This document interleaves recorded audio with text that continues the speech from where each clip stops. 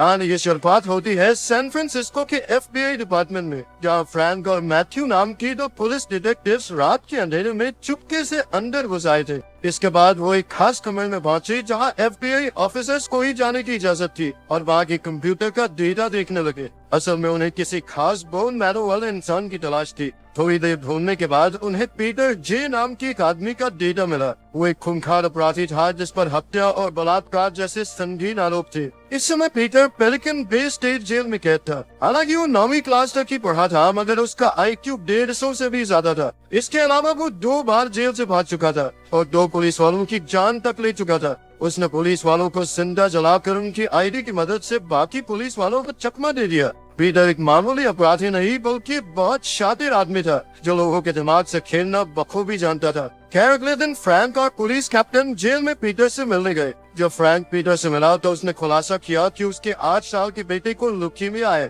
Peter जानता था कि उसकी मदद से एक बच्चे की जान बच सकती है और उसने बोन मैरो देने से इनकार कर दिया। उसने फ्रैंक का खूब मजाक उड़ाया और जब फ्रैंक उसके सामने गिड़गिड़ाने लगा तो उसने कहा कि वो सोच कर बताएगा। फ्रैंक ने कहा कि एक मासूम बच्चे की जान बचाकर वो अपने पापों का प्रायश्चित कर सकता है, पर पीटर जैसे अपराधियों को प्रायश्चित नहीं बल्कि आजादी चाहिए थी। खैर इसके बाद फ्रैंक हॉस्पिटल में अपने बेटे मैक्स से मिलने पहुंचा। तब डॉक्टर ने उसे बुरी खबर दी कि अगर जल्द से जल्द बोन मैरो नहीं मिला तो मैक्स कुछ ही हफ्तों में अपनी जान से हाथ धो बैठेगा। वही मैक्स नहीं जानता था कि उसका कैंसर बढ़ रहा है, पर जब उसने अपने पिता को परेशान देखा तो उसने पूछा कि क्या मैं मरने वाला हूँ। तब फ्रैंक ने कहा कि हाँ बेटा, तुम्हारा कैंसर बढ़ रहा है, पर तुम चिंता मत करो, मैंने तुम्हारे लिए डोनर ढूंढ लिया है। ये सुनकर मैक्स काफी खुश हुआ, पर उसने कहा कि अगर मैं नहीं भी बच पाया तो भी मुझे बिल्कुल दुख नहीं होगा, क्योंकि मेरे पिता ने मुझे बचाने के लिए पूरे जी जान से मेहनत की। तो अचानक फ्रैंक को जेल से फोन आया कि पीटर ट्रांसप्लांट के लिए राजी हो गया है, अगर इससे पहले वो मैक्स से मिलना चाहता है।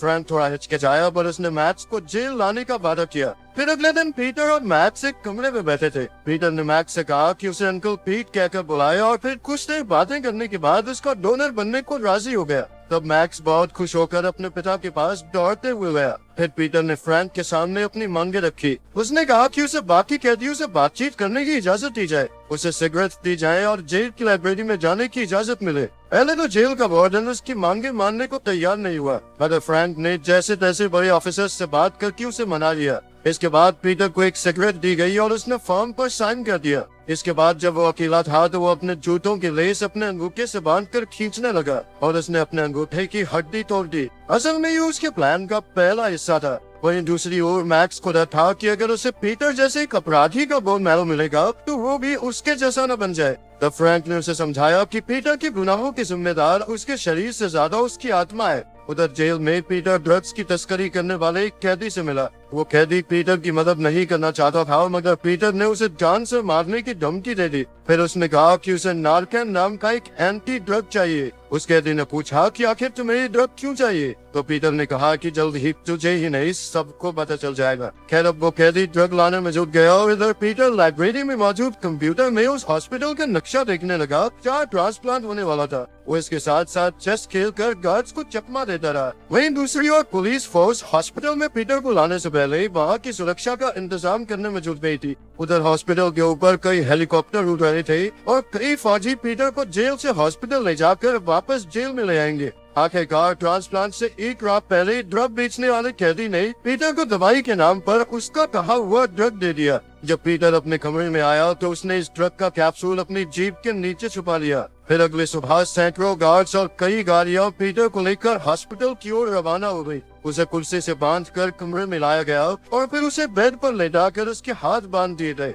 मगर ये कोई नहीं जानता था कि उसकी अंगूठी की हड्डी टूटी हुई थी। अब डॉक्टर ने ट्रांसप्लांट शुरू करने से पहले उसे बेहोशी की दवा दी, मगर उससे पहले ही पीटर ने अपने मुंह में रखा ड्रग निगल लिया ताकि उस पर दवाई का कोई असर ही ना हो। इससे डॉक्टर्स भी हैरान रह गए, मगर इससे पहले कि वो कुछ करते पीटर ने हथकड़ी से अपना हाथ बाहर निकाल लिया और गैस पाइप के जरिए डॉक्टर्स और गार्ड पर हमला करके वहाँ से भाग गया। वही फ्रैंक सीसीटीवी से ये सब देख रहा था तो वो तुरंत इसकी मदद के लिए दौड़ा। जल्द ही आग बुझाकर वो पीटर के पीछे भागा। उधर पीटर खिसक कर लॉन्ड्री रूम में आ गया और उसने डॉक्टर का कोट पहनकर भेष बदल लिया। उसके पैरों में अब भी जंजीरें बंधी थी और उसकी टांग में गोली तक लगी हुई थी, लेकिन उसे इस सब की कोई परवाह नहीं थी। अब वो लेजर गन्स के साथ एक कमरे में पहुंचा और डॉक्टर को धमकाकर अपनी जंजीरें काटने को कहा। इसके बाद उसने इमरजेंसी रूम में जाकर अपने दर्द को रोकने का इंजेक्शन दिया, पर तभी फ्रैंक ने उसे रंगे हाथों पकड़ लिया। अब पीटर ने मैक्स की डॉक्टर समैंथा के गले पर चाकू रखकर फ्रैंक को पीछे हटने को कहा, लेकिन मैक्स पीटर पर गोली चलाने ही वाला था कि तभी समैंथा ने कहा कि अगर पीटर मारा गया तो उसका बोन मैरो किसी काम का नहीं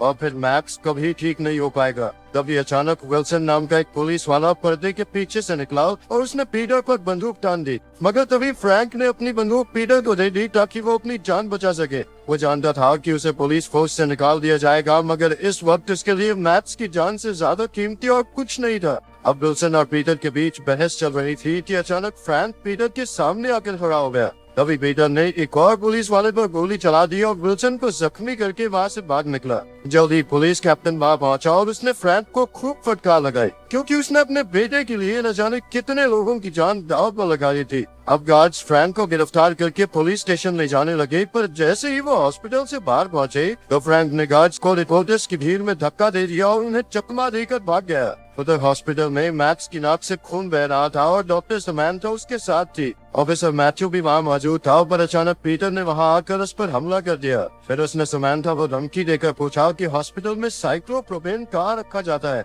साथ ही उसने मैक्स से वादा किया कि वो जल्द ही समैंथा को वापस उसके पास भेज देगा। उधर फ्रैंक भी बिना समय गवाए बाइक लेकर हॉस्पिटल में घुस आया और पीटर को घूमने लगा। तभी वो मैक्स से मिला और देखा कि वो बिल्कुल ठीक था।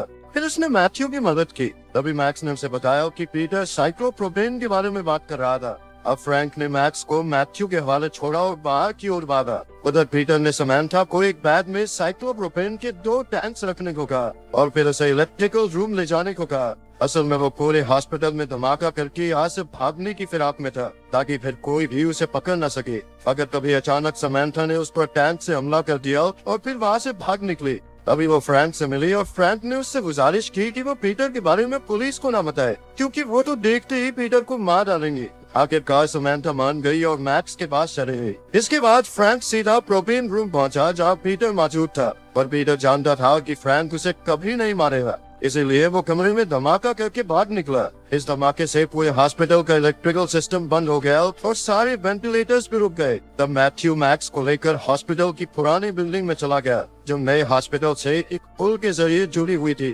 तभी फ्रैंक ने देखा कि पीटर भी पुरानी बिल्डिंग की ओर भाग रहा था। जब पीटर ब्रिज से गुजर रहा था तो नीचे मौजूद पुलिस ने उस पर गोलियां चला दी, मगर तभी फ्रैंक ने बीच में आकर पुलिस वालों की लाइट ही फोड़ दी ताकि उन्हें पीटर दिखाई न दे, और इस तरह उसने एक बार फिर से पीटर की जान बचाई। मगर जल्द ही स्वॉट टीम भी हॉस्पिटल में पहुंच गई। अब ये तय था कि जल्द ही पीटर या तो पकड़ा जाएगा या मारा जाएगा, मगर अपनी जान बचाने के लिए पीटर ने स्वॉट टीम के लीडर को ही बंदी बना लिया। उसकी मदद से वो कंट्रोल रूम में घुस गया, जहां से उसने पूरे हॉस्पिटल के दरवाजे अंदर से बंद कर दिए। तभी समैंथा को खबर मिली कि मैक्स की हालत बिगड़ रही है और उसे जल्द से जल्द पुरानी बिल्डिंग में पहुंचाना होगा। तब फ्रैंक उसे सारी पुलिस फोर्स से छुपाकर पुरानी बिल्डिंग में ले आया, और जब पीटर ने ये सब सीसीटीवी से देखा तो उसने भी फ्रैंक की बहादुरी की तारीफ की, मगर फिर भी उसने फ्रैंक और समैंथा के लिए दरवाजा खोलने से इनकार कर दिया। तब फ्रैंक ने वादा किया कि मैं तुम्हारी रक्षा करूंगा, और आखिरकार पीटर मान गया। इसके बाद फ्रैंक और समैंथा मैक्स के पास पहुंचे और पीटर अपने प्लान के आखिरी पड़ाव को अंजाम देने पहुंचे। अब वो कई लोगों को बंदी बनाकर छत पर ले आया।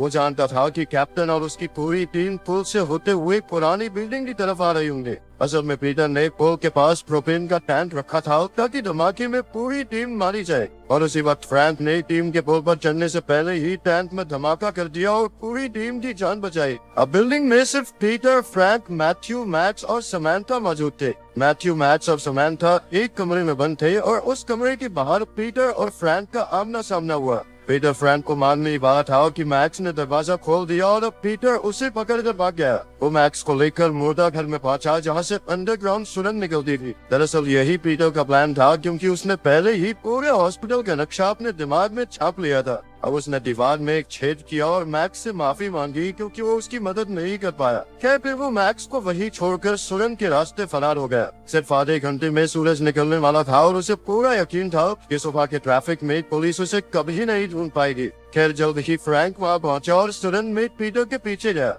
उसने पीटर को नीली गाड़ी में भागते देखा तो उसने भी एक पुलिस वाले की गाड़ी चला ली और कंट्रोल रूम से मदद मांगी। पीटर का पीछा करते हुए उसने देखा कि वो पुल पर चढ़ने वाला था। उसने जल्द ही ब्रिज ऑपरेटर से बात की और खुद को पुलिस कैप्टन बताकर ब्रिज पर तुरंत सलाखें निकलवा दी।